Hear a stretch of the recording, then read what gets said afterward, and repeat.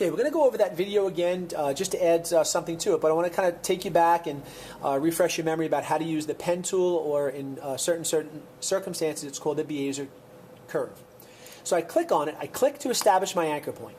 I click and hold and drag. Now, if I come over here without reestablishing my anchor point by going back here and clicking on it, if I just click, notice what happens, a curved line pops up. I don't want that curved line to go in that direction. I want it to go in the other direction. But if I simply click and drag, the shape gets all distorted.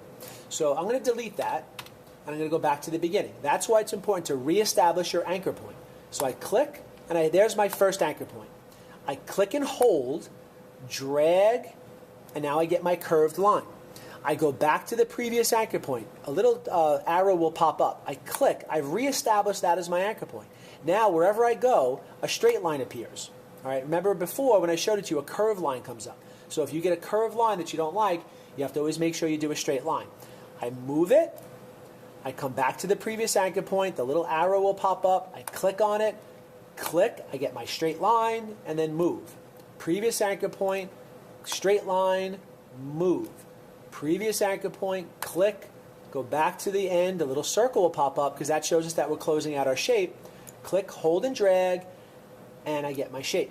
Now, let's just say I don't like the angle or the shape of this area over here.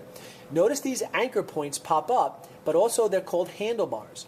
If I go to my white arrow tool, and I click on just the outline, the handlebars will pop up. I can click on the handlebar, and now I can manipulate that shape. So I'm going to go to every one of these here and show you that I can click on the white anchor point, I can move that anchor point, and I can also change the shape of that. And that's really important to understand as we go, because sometimes at the beginning it's going to be a little harder for you to understand. I'm going to take you through the next step on that and take you a little more detail.